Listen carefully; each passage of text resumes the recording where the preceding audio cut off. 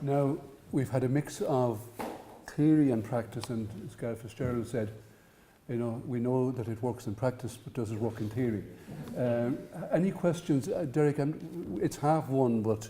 10 minutes, okay? 10 minutes, Declan. To be very brief, every one of them, I think, would agree that there's a need for reform of local government, there's a need for new powers and functions to be delivered to local government, and I think everyone is in favour of the concept of a directly elected mayor.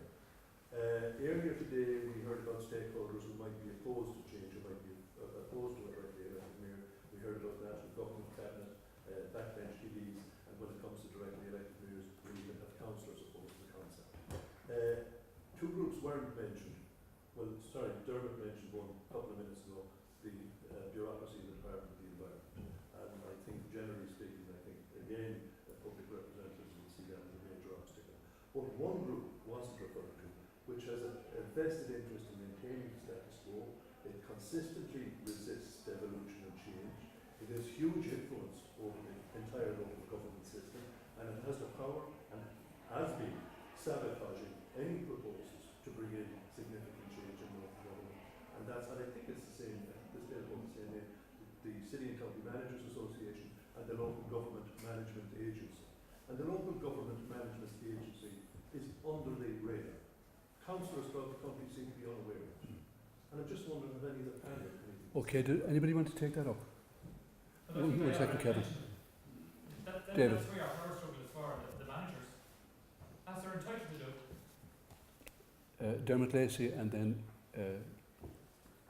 Ailish Ryan. Well, let's put the power blocks in clear perspective. The Local Government Management Agency employ over 100 people to represent the views of the 34 chief executives across the country.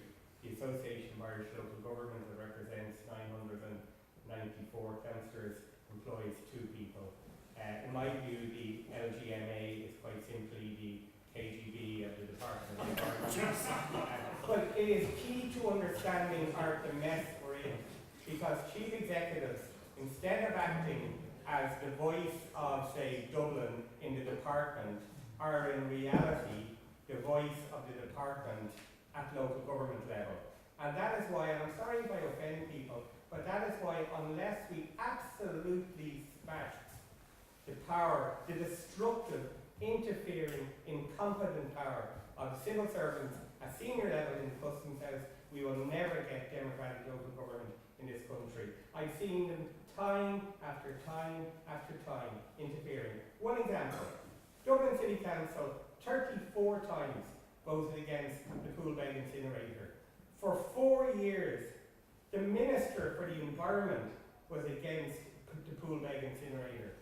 And the civil servants in the Customs House and the public servants in civic offices continued on their merry way to build one of the now ugliest buildings in the middle of Dublin Bay. Okay, Ailish.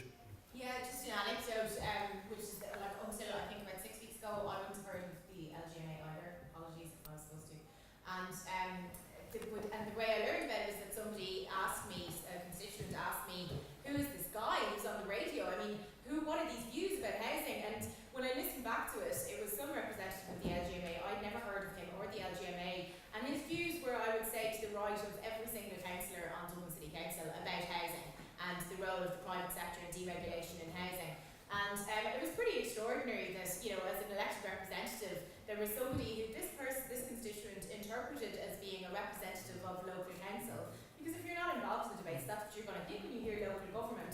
And that they could have such a role that they would get on drive time radio and express views about housing development in local government that were, I think, contrary to pretty much all of the, and certainly the majority of councillors in Dublin City Council. Thanks. Kevin Humphreys. I wasn't going to speak. Paul mentioned me there as leader of the Labour group.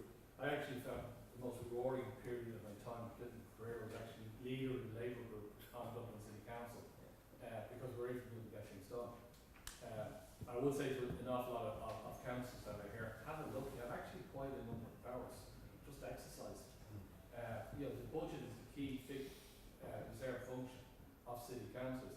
As a minister, I was amazed as I travelled around the country the number of councillors that actually don't exercise that reserve function because they're given 3,000 or 4,000 to spend on their favourite and that's their full involvement in the budgetary systems. You do a couple of ramps. But the one key argument, the strong argument, is what you made yourself. It's the city and county managers. And I remember very clearly as a brand new leader, got elected in 99, leader of the Labour Group in 2003, and having a conversation with the city manager that had just come back from a meeting with the county and city managers in the Midlands. And they had decided on a strategic way is that they would remove the local authorities from social housing and give it to the voluntary agencies. And that was the first key battle, cross-party, we fought within City Council. In fact, you were on the time as well. You'll be very much that battle that was fought and won by councillors of all parties cooperating. That I'd say is use your powers. Anybody who hasn't spoken yet from the panel want to pick up on what Kevin has said? Or indeed anybody else who has spoken, doesn't really matter.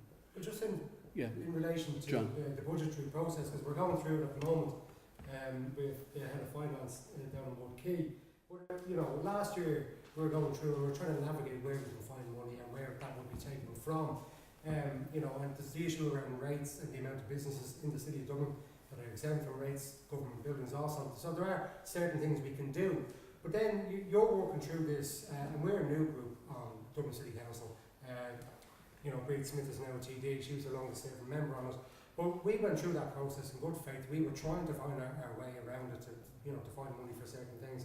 And then on the night itself, management had colluded with the largest party on the council to produce an extra €1 million out of nowhere that were going to go toward a handful of projects. And, you know, that's my mind then is a slap in the face, because there's more experienced councillors who are working with management so as to pass a budget that includes the local property tax, a regressive tax, a bad way to fund local government. And that then again turns, I think, and the retention issue that Paul McConnell mentions is a factor.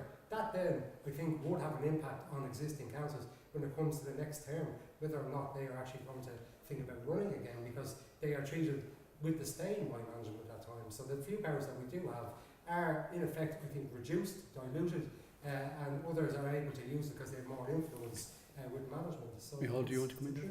Yeah, just briefly, I won't go into the detail of some of what John mentioned, but I think the point has been made that councillors across parties need to cooperate, given the disempowerment and the need to demand powers and reform from central government, and particularly councillors on the left.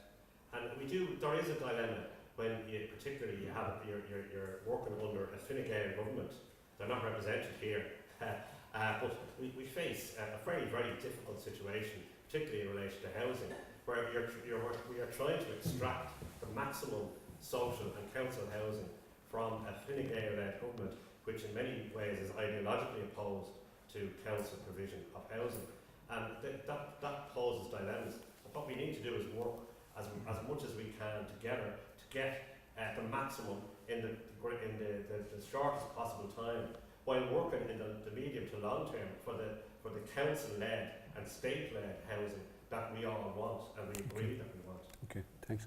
One last question, Audrey Reid. Yeah, no, again, sometimes when this debate goes on, it's very much focused on the councillors, but in terms of actually looking wider at the city, the development of the city, the concept of the city, where it should go, is critically important. Countries don't compete with each other, cities start to compete with each other, and somebody needs to take charge of this city and not just kind of manage it, but actually take it somewhere. Some of the decisions you're talking about are very, very difficult decisions, and they actually want to make very, very hard decisions. A lot of the time, councillors per se can hide behind the management structure. We can't get this, we can't do that. You are faced with really difficult decisions when you take those management roles. The question is, are you going to do that? Okay. You're looking at crumbs off the table here.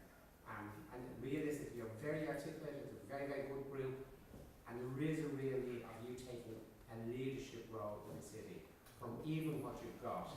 But a direct mayor, essential. Thanks, Audrey. I'm going to the Eilish in a minute, but there's a question here and then I'm going to finish. Sorry, what's your name? My name is Liz Cameron. So I work a lot with governments and cities on kind of innovation and open government.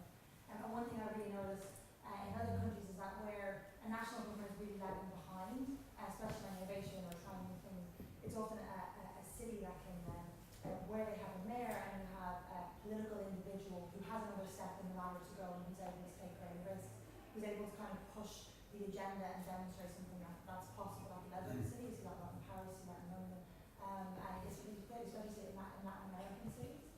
So I think, you know, we've talked a little bit today about the, you know, being a mayor and the training ground for national politics or an alternative track, but it is also a way for new policy ideas to kind of find their way into the narrative and be tested out. Good. Ailish and Dermot Lacey to wrap up. Ailish. Yeah, I think just, you know, you said countries don't compete with other cities do. That was kind of, I suppose, what I was trying to get at is, you know, you almost always have this disjuncture between the cities being the ones that have the economic capacity to compete, but generally having a politics that doesn't support the kind of policies necessary to compete internationally. You know, I mean, Spain is a really great example of that, where you have Bilbao and Barcelona that are absolutely essential to the economic functioning of a country which has tended to elect quite right-wing conservative governments. And, you know, you had it in London in the 1980s, you had it when you had communist governments in Bologna for decades, and a consistently Christian Democrat national government. And I think for us as local councillors, it's to resist that and to say, actually, no, we don't want to, well, I certainly don't want a directly elected mayor whose job is to stand in photographs with business people. Sorry, I'm not trying to put words in your mouth, but it just prompted the point. Like, jobs to stand in photographs, or to make mean that, you know, when somebody has a difficulty with a new policy, that they can just pick up the phone and ring somebody. And I really would, I think it's very important, like similar to we can often talk about things like gender or, you know, administrative reform as quite technocratic, and for me, certainly the conversation has to be rooted in politics. I think it can go either way, and, you know, I would hope that there's nothing about a directly elected mayor which will make it easier for international business to do business here. Okay, Ailish, finally. I think Dermot. Audrey is absolutely right. I think some councillors do hide behind the role of the chief executive, and I think it's absolutely true. The key to any reform has to be independent finance raising. And the very last thing to say to you is that I think this is really good, the intermingling of academics and councillors. I heard an academic on the radio the other day about the bus strike, and he kept on going on about the fact that there was one transport body looking after all of Dublin. There are in fact 44 bodies responsible for traffic in Dublin, and when I pointed that out to him in a Twitter subsequently, he was absolutely incensed that I would question his academic wisdom. So a little bit more engagement is good for us all. Okay, look, just three brief comments for myself. I'm now outside of politics, so I can abuse all of you or whatever. I'm surprised actually that we didn't start, you know, somewhere. I'm now involved, this wasn't the NGO sector, that we're not talking a bit more about citizen engagement and citizen empowerment. We really putting the cart before the horse. I would have been totally in favour of a directly elected mayor, I have to tell you. I think we have a lot of homework to do before we can get to that stage. That's my own view. Second point, David, I totally agree with you in relation to the dual mandate. I was chief whip at the time we abolished the legislation, and I was the patsy who was sent into the High Court to be the government witness when it was challenged. And they gave all the reasons why, you know, getting rid of TDs and senators out of local authorities would increase the powers of councillors and that kind of stuff.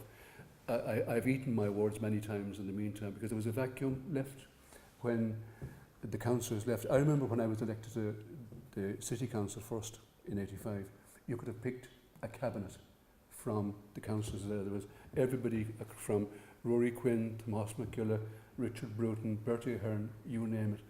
When those people, obviously when people become ministers, they do leave, but there was a huge vacuum. And I swear, you know, Dermot and Kevin had said, it was like one of these typhoons or whatever. The city and county managers, people, they came and they just filled that vacuum. They absolutely hoovered up every single piece of power. And the final piece, if there's anybody here who has access to the draft of what was supposed to be John Gormley's white paper on the reform of local government, but a lot of it was put together by, I happen to be a member of the subcommittee, and so was John, but two people substantially put it together. That was Eamon Ryan and Noel Dempsey. It never saw the light of day, but there was some really visionary stuff in that document. If anybody has any insights into where it is now, I didn't bring away my copy because we fell apart so quickly in the end of the day that I didn't go away with anything. I just took the life belt with me and went. So that's just a parting thought. It's been a great morning. I mean, I've really enjoyed it. Thanks very much to all of the speakers. You're probably doing this as well, are you? I don't know, I just... So, all of the speakers, I met some of them last night, and some of the panellists I've known, and some of them I've met for the first time, but it's been great. Something like this needs to be done a bit more often, to be quite honest. Instead of having everybody traipsing up to Glenties once a year, maybe if we stayed here in Dublin and went out to Malahide Castle or someplace like that, it might be a far better exercise. So thanks very much.